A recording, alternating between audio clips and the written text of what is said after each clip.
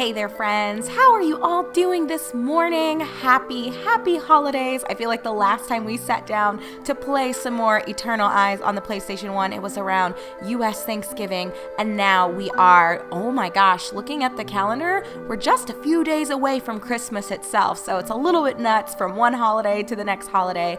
Hope you guys have been doing great during that interim where we were wrapping up some other projects. So I did just recently finish up Paladin's Quest, woohoo, and I'm going to go out on a limb here and venture that this will probably be our final recording session for Eternal Eyes as well. So very exciting stuff ahead. As for a specific recap, because oh my goodness, you guys, I have so many things to catch you up to speed on. Like, yes, there is a part 2 to that story with Brad and the dealership, so I'm gonna be sharing that with y'all. I'm sure you were waiting for an update on that front. But like I said, we'll put all that aside for just a moment and dive into the recap in our last episode, in pursuit of the princess so that we could save her from, I guess, all of the folks here wanted to try to revive the, I don't even know the terminology anymore, you guys. I'm like so out of touch with what's going on. But they were trying to revive the queen demon thing in the princess, but because she's an angel, I think her name is Fana, it wasn't working out quite like they anticipated, so they just left her ass outside. We got to Villy Island just in time to find her still conscious. I'm not sure if they were gonna send out the hounds to eat her face off or what their plan was, but she was okay, so no explanation was really offered. So as Luke, Olivier, Haresh, and Laverne still cannot get used to Laverne's face, but it's all good. It's all good. We are just making our way through Villy Island. I guess we're in the actual, what is his name? Vorlis, I think? Oh my goodness. We'll get back into the swing of things, you guys. The villain in Paladin's Quest was named Zagos, so for some reason I was wanting to say, yeah, Zagos was trying to summon Dalgren in Princess Fana, but that is definitely a weird cross dimension going on there that I don't think anyone needs to see. So let's just go ahead and head into the ground floor. We kind of parted ways in a really odd spot in our last episode, which was video number 43, where we tackled the first section of Villy Island, which was the underground passage. I didn't know we were just going to be thrust so quickly into the tower here. So we did tackle one section already, although I believe I said I might go back and redo it just for some extra jewels. I did not actually pursue that. So we will be heading into the ground floor fresh and new, and nothing changed from what you saw in episode 43 to where we are beginning now in episode number 44. So let's go ahead and dive right in, my darlings. And as I already mentioned, I hope you guys are all doing well. I do apologize because we are knocking on like 4.5 weeks since I last recorded for this, but I hopefully will be able to have my wits about me, and the controls shouldn't be too difficult for me to become reacclimated to. I mean, this game's pretty straightforward, so I'm partially teasing. It's harder to remember all the names and what's going on, but as for the actual battle mechanics, we should be good. Oh! What was the name? I'm trying to think. Cardigan, I believe, was the, or maybe it was Cardigan. No, it's not Cardigan. That's a sweater. I think Cardigan was the name of the other colored version of this. But let's just look at the info. Hold on, Lukey Dookie. I gotta do my usual and check out these new foes. So this one is named Card Knight. As for spells, he's got Gustoga and Flasher Bolt, neither of which happens to be new for us, so we're going to ignore that and look at these rock monster. Oh my gosh, now that's a cool looking puppet. I kind of like that design. I don't know what you guys are thinking about it. I feel like I've waffled where sometimes I feel like they did a really good job with the creative direction with the puppets, but then there are moments where I just feel like, ugh, what were they thinking? But I really do like this one. Anyway, its name is Gotsy, and Gotsy has got Meteor, which is also not new. So not a whole lot to see here. Coming back to my criticism earlier on that not a whole lot of foes for us to face, it seems. There's only 5 people, but that should make this fight kind of go past us fairly quickly. So I'm going to throw Luke right into the midst of everything. And yeah, I don't think it's going to take us that long to get back into it at all. You know what I'm going to do? I think I'm going to play it a little safe and not throw people too far forward. At least not yet. I will have Haresh kind of hover behind Luke, and we'll see if we can get some damage off on the card knights that are standing behind him. So we'll use Igniga. Should hit all 3 of them. Yes, it does. Now, I'm not expecting this to do a whole lot of damage, but I do want to get something off my turn. Can't just have people moving around and not taking anything from it. And Laferne. Oh, beloved Laferne. How you have changed, my darling. I think I can move Laferne forward one more. I probably should have moved Olivier as well, but you know what they say, no point crying over spilled milk and all that good stuff. So we'll Glycicle this guy's ass, and then we will turn it over to the enemies. Y'all know the drill. These fights are pretty straightforward. I wonder how many layers there will be to this place, though. I believe we had talked a little bit about this in video number 43 as well, where I was saying that I initially thought that this game would take us about 60 episodes to complete, but we're not even at the halfway mark in the 40s. And I wouldn't guess we'll have more than 6 floors here and maybe 2 to 3 episodes of boss fights. So we might actually wrap everything up in the 50s. We'll just see. We'll just see. This might not actually be our final dungeon, but I feel pretty confident that if this isn't it, then there's only one more remaining. Maybe another section of it, or maybe we'll get transported to a different dimension to actually save our parents. That's the only, I think, option. At least that, whoa, that is a lot of damage on Haresh. I need to be very, very careful. Okay, here's what I think we're going to do, because one more of that and it's a wrap for Haresh. So why don't okay, I will have Luke attack first. He is so tough that I'm not too afraid. I think I'm gonna, you guys, this makes me very, very nervous. Haresh, what the fuck? All right, this is what I'm gonna do. I'm going to attack this thing because it's so far taken no damage. Oh my god, that did nothing. So hopefully they're a little more susceptible to magic. We'll leave Luke here. I'm gonna have Haresh throw out some magic and then get the fuck out of here, because that, woo, that was very rough. We'll use Igniga again. I want to attack as many of them as possible. I think this is the way to go, where I can get 4 of them. Because otherwise, well, I guess I'll get 4 people. Either way, you really want to slice it. But we'll go ahead and get these 4 that are standing around Luke and Haresh, and then I'm going to pull back. Retreat, y'all. We are retreating. Woo. So magic is kind of what they're not feeling, but I got to get him out of here, because this is very scary. And if I kill 1 or 2 of them, then I'll feel, I think, a bit better about this choice. But, oh my god. We'll try. I think this only attacks 1 person anyway, so that was probably not the way to go. I need to find Tempera. Now that's what I'm talking about. We'll see. Can I kill 1 or 2? That would be great. I don't even care about the chest at this point. I just don't want to lose the progress I've made with my puppets. Oh, okay. So we did kill someone. I don't know. Do I want to leave Laferne here? I think Laferne's okay. Olivier's pretty tough, so if I just come up and strike this guy down. Oh, he had 34 HP. There was no way he was surviving. And we all recall that Olivier does a lot of damage. Okay, so that actually wasn't a horrible turn for me. I think me paying attention and getting Haresh out of there was going to be critical for this set of turns for the enemy, because they probably would have all ganged up on him and, you know, reduced him back to a non-animated puppet. And then I would have been very unhappy. But don't you touch that chest. But okay, anyway, my darlings, as I was telling you at the start of this episode, what kind of recap did I even give you guys? I was absolutely all over the place, but that is okay. You know how it goes with me. Ooh, he's almost dead. So what I'll do is I'm going to move Luke over here, because I want to try to kill all of them in one go if possible. Because if I can get Haresh to come back, ooh, I don't know if his magic damage will be enough to get the job done, but we're going to try it. We gonna try it. I feel like this fight went by really fast. I guess we were in better shape than I thought we were. Our levels are quite high though, so I probably was worrying more than I truly needed to, but it's okay. Oh, I can't touch that other one, can I? Wait, unless I move over. There you go, guys. Thinking outside of the box.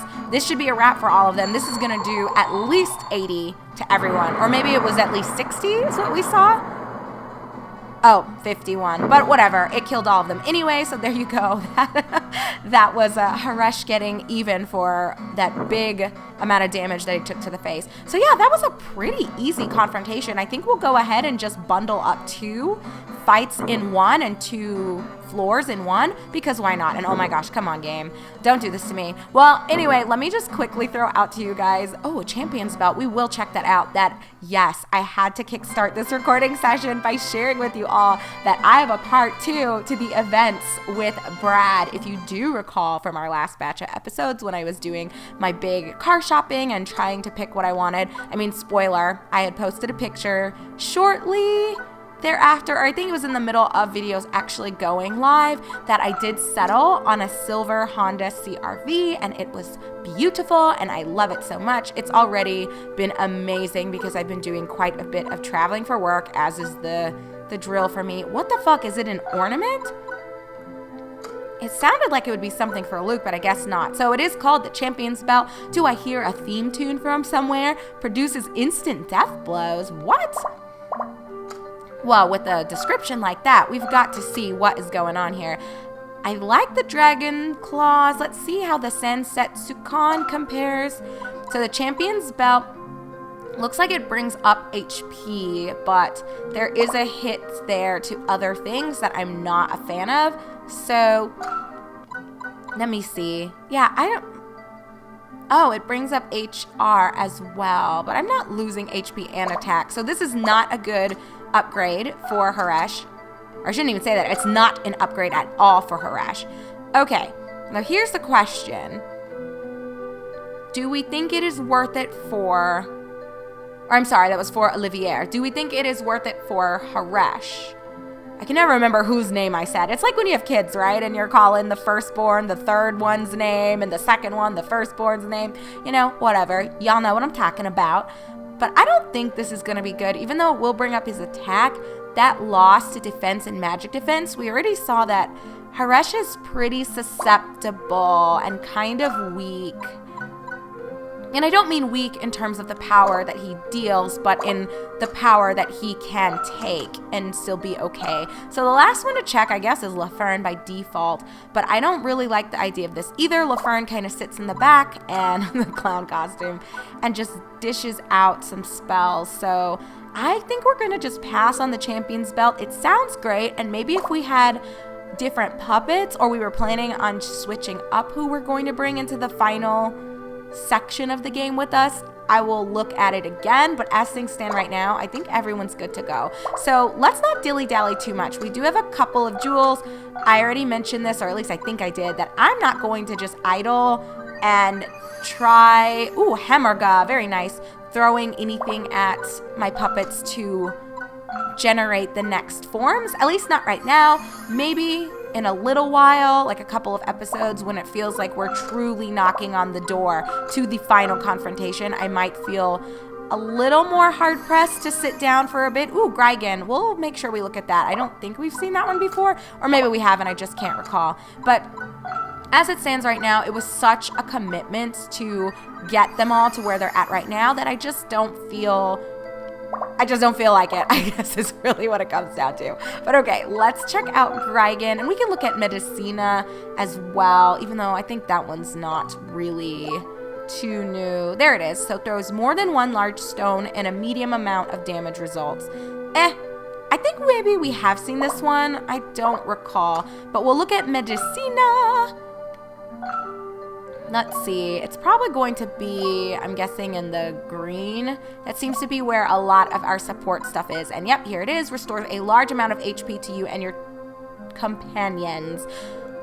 I probably should start using my heal spells more, because I could have healed up Haresh and then thrown him back in there. I'm just not in the headspace of, I think, using buffs and debuffs and heals in this game, because it hasn't really been necessary due to the low difficulty.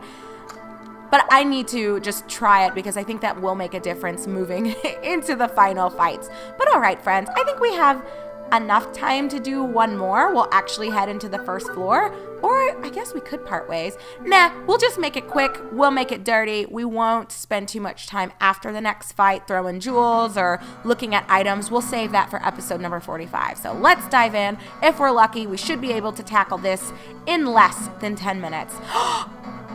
They have the pink versions of Haresh. No, that's what I wanted. But he ended up turning into a ghost girl. I mean, again, no offense to you, Haresh. You are beautiful, and I love your flowing blonde locks, but this is not what I thought was going to happen to you. Okay, let's see here. So its name is Rich. That is a weird way for them to have progressed the puppet, but okay. It's got Gustoga, Flasher Bolt, and Masats. None are new spells, so moving along. We also have here, what is this? Mummy. Okay, very straightforward. Didn't, leave too much to the imagination there. Exion and Masats. We're probably not going to be seeing a whole lot of new spells. I think we've seen kind of the best of the best, unless there's going to be at the upper floors the final types of puppets. I think we're all looking at puppets that compare to what we've got right now with our 3 in tow. We've got a Bone Knight here, and he knows Exion as well. But hey, I've got to give him credit. There are more foes here. So there's 3 of those guys, 2 of the mummies. Oh, make that 3 mummies. Okay. So we've got 8 opponents here. Okay, this is what I was waiting for. So maybe I need to stop talking shit. I kind of feel like I want to move everyone to one side and make the enemies come for me. So why don't we try that? This could be a mistake, but it's a mistake I'm going to make. I don't want to be too risky, though, because we've seen that these enemies are starting to do more and more damage, and I'm not about that life of holding on barely and white-knuckling it through fights. It just feels bad, man. But then again, I guess you could say having that suspenseful interaction with the game is a little more rewarding than being bored and just kind of button mashing and getting to victory with little thought and little effort. So, I guess balance is always good, is the moral of that story. But okay, I keep starting and then stopping because I keep seeing different things and getting distracted. And it's not really an amazing conclusion to the whole vehicle story I shared with you guys, but I told you all that when Andrew and I were looking at cars, I ran into this huge joker who I think was either sexist or racist or it's possible he was just a douchebag. There's really no way to tell someone's intent, and I am not one of those people that cries, racism or cries sexism, because I think people abuse it too much, and then it makes it hard to take those people seriously when that's all that they, I guess, try to pin responsibility on, or I guess pinpoint intentions to with shitty things other people do. Because come on, guys, there are a lot of douchebags out there, and a lot of people are racist, a lot of people are sexist, but that's not always the answer to people being assholes. Sometimes people are just pieces of shit. That is just how it goes. And there's no reason for it, or at least there's no tangible reason. We couldn't just look at this person and know why they're being a piece of shit. It could come back to their childhood. It could just be they like trolling. It could be that maybe they have some sort of social problem and they just don't understand the impact of their choices on others and their feelings. There's just a myriad of reasons why people respond the way they do to things and behave the way that they do.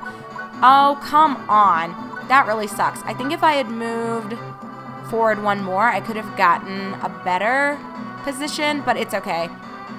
I'm still getting 2 people, and Haresh is safe and sound on the other side of that chest, so you know what? As long as I'm damaging a few people, I'm not going to worry about it too much. Between Luke and Olivier, I feel like we should be killing at least one person each turn. Okay, LaFern, it's up to you, girlfriend. What can you make happen over here? I probably should switch up spells that I'm using too. You guys are probably getting a little sick of seeing. This is only oh, you're fucking kidding me. We're going to save Grigan then, because I want to be... We could try Shaker. I don't remember what does AoE and what does not. And a big AoE, not a little ass AoE. We've seen a few things have the tiny AoE. Nebulas, I don't think really gets it done. Well, damn. I think this is why I always just gravitate towards my red spells, because I know consistently that they hit a wide range of folks. Oh, Lavina probably will. Okay, it will not. And I feel like I do this every single fucking time too. There we go. So ooh, this one's actually better. I need to remember this in. What is this? Freeze burn? All right, freeze burn it is, LaFern. That is going to be your default now, because that's a very big grid. But okay, anyway. So disclaimers aside, that I don't normally cry racism or sexism, because I think humans are complex. People can just be shitty for the sake of being shitty or due to their own circumstances. I try to just, ignore people, or if they're really being assholes, I call them out. So as you do recall, I told you that I was not feeling what a piece of shit that Brad was. Was that the name we gave him? I think it was. He was just such a fucking D-bag, you guys. This Joker wouldn't make eye contact with me, and even though I was the one buying the car, he only interacted with Andrew and didn't even acknowledge my existence until I very tersely informed him, actually, I'm the one who makes the money in our household, and I'm the one who is buying the car.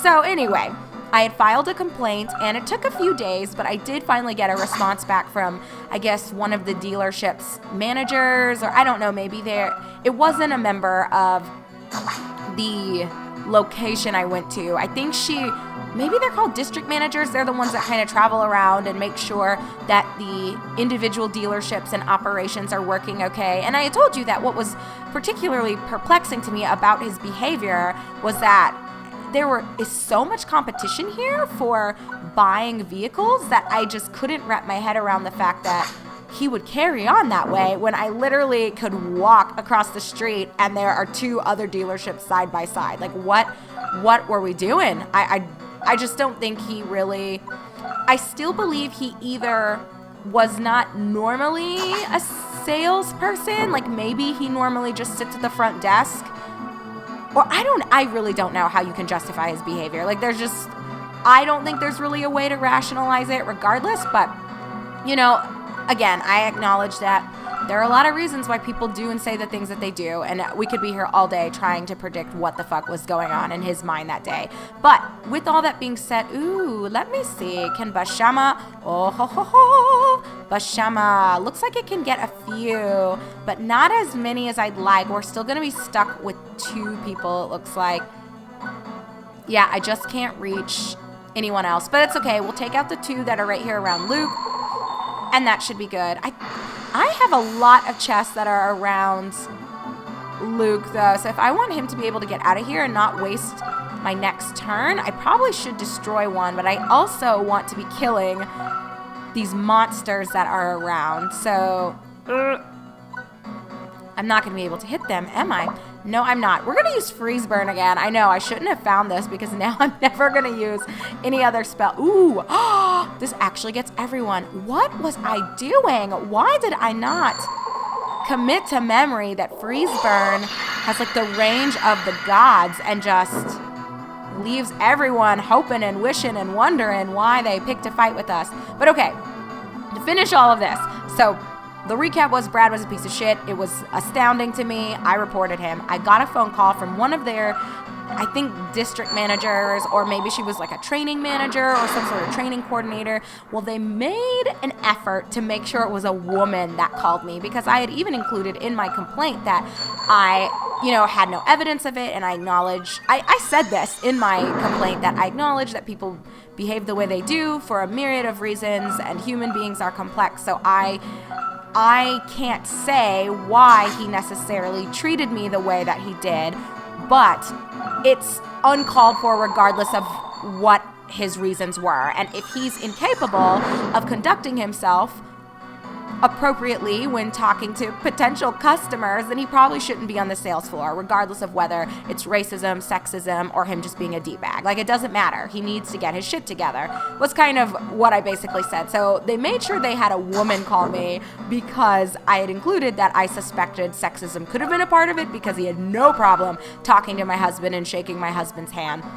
So anyway, this girl fucking calls me, and like, it was so cringy, you guys, and it really hit home to me why I'm always wary of relating human behavior to racism or sexism, because this girl called me and it was like just so ridiculous. I wish I had recorded the conversation, because even Andrew was losing it when I was telling him about it, where I just felt like, okay, so basically what she said was, I understand as a woman how unfortunate it is when people don't look at you with respect and blah, blah, blah. And then she started telling me a story about one time when she went shopping somewhere and people did something to her. And I just felt like, first of all, I get that you're trying to relate to me because you're a woman and I'm a woman, but I'm not looking for your sob story, sweetheart. This isn't about you. This is about me. Not to say that in a selfish way, but mostly just to say I didn't need someone to validate my feelings from one woman to another. That is not what my complaint was about. And I was kind of insulted that she called me and thought it was appropriate to start sharing stories of like women's empowerment with me. It was so cringy, you guys. It was one of the most painful phone calls I fielded when I've had to discuss either a complaint I filed or, like I mentioned to you guys when I was telling you all of this, I've also been known to send positive feedback if I've had an exceptionally wonderful experience shopping somewhere. So I feel like I do it with any of the extremes. Like if I experience amazing customer service, I usually will call or send an email to corporate and leave feedback. And as you are well aware, if I have a very bad experience, I will also do the same thing. Now, if it's like in between or slightly good or slightly bad, I don't normally go out of my way to contact anyone, but for sure, with the very polar opposite situations, I will give them a call and let them know what went down. So anyway, this girl calls me and just says all this bullshit, and I eventually cut her off and I told her what I was saying. Oh, I just got a puppet. Well, it's been a minute since we've gotten a drop, and I think I was complaining about that in our last episode, that I haven't seen a puppet in a very long time, so that's kind of wild. But anyway, I cut her off and told her essentially what I was telling you guys, that I really don't think that this is the direction that this type of conversation needs to go in. This story shouldn't be about her. This story is actually about me and my experience, and it's about Brad and his shitty customer service skills and his shitty treatment of a customer, regardless of the reason for it. So I'm not looking for any sort of like gift card. I'm not looking for a different salesperson, because I'm not doing business with you, and I didn't do business with them. I was just looking to let someone know, and I was hoping to speak with someone directly about it so that I could further expound upon my experience. But don't fucking call me with your own little shit trying to relate to me, because it's all calculated, and basically what they were wanting was for the two of us to kind of woman out and be like, yeah, fuck the man. And then she had offered like, well, if you come back in, I'll be the one to take you around, and we can look at cars together, and I can take you on the test drive, and it'll be great. There'll be no pressure because it's from one woman to another, and there's no judgment in that. And I was like, what the fuck are you talking about? Like, please get out of my face. Okay, we got a ninja suit. I think I told you guys we would wait to look at some of these things in our next episode, but while we're already here, it is a black suit that covers the whole body, blend in with darkness to dodge enemy attacks. We also got another puppet. So I really don't want to start over with another puppet and try to get someone up. It's cool that we got one, but I almost feel like it's a too little too late sort of situation. So we're probably just going to leave it as is. When we do come back together in episode number 45, since we are approaching the half-hour mark and I don't want this to go on for too much longer, we'll just save everything else for the start of our upcoming video, and then we will just dive right into floor number 2, or the second floor. But I guess just to quickly finish the story, so I cut her off, told her basically, what the fuck are you calling me about? This is not the direction this needs to go in, and honestly, I'm disappointed in you for even calling me and thinking this was the correct approach, and following up on a very valid complaint about poor customer service that I received, regardless of the reasons for it. But anyway, we talked for about 30 minutes, and eventually I think she got really nervous because I'm a pretty direct person. Like, I'm laid back and I'm sweet, I'd say. I'm warm and inviting, and I'm fairly patient, I think most people would describe me as. But I'm also a straight shooter, especially when I can tell that someone's trying to manipulate me, or the interaction with me is very calculated and they were hoping for a specific outcome. Like, don't fucking play your experiments with me. I'm not going to be this dealership's guinea pig. But they ended up mailing me a $25 Amazon gift card anyway, with her own apology, and she sent a card and said that, you know, she felt bad for the whole thing and she learned a lot from talking to me and blah blah blah. I'm sure she didn't care, but they knew, like, don't fuck with me because I'm a little crazy and I'll go to your corporate office if you play with me a little too much. So anyway, that's how that ended. I dealt with Brad's bullshit. I'm sure nothing happened to him other than them just saying, like, try to be on your best behavior. I told her off and then she felt bad and then they sent me $25. So moral of the story, kids, sometimes I guess filing a complaint isn't even worth it because it almost feels like it falls on deaf ears and people are just so, I don't even know, just defensive, or it's just all for saving face instead of actually righting wrongs. And I think that's what's the most disappointing piece of all of this. But hey, $25, that's what Andrew said. He was like, fuck them, who cares? It's not like you're going to talk to any of them anymore. And you just bought a brand new car. So it's not like we would need to interact with them again anyway. So I guess that's the way to look at it too. But all right, friends, that is officially it from me. Thank you so very much for watching. My name is Rabbit. This is our run through Eternal Eyes on the PlayStation 1. And I look forward to catching up with you in video number 45, where we will keep on keeping on towards the end of this entire journey together. So take care, be good, and I'll see you in just a second.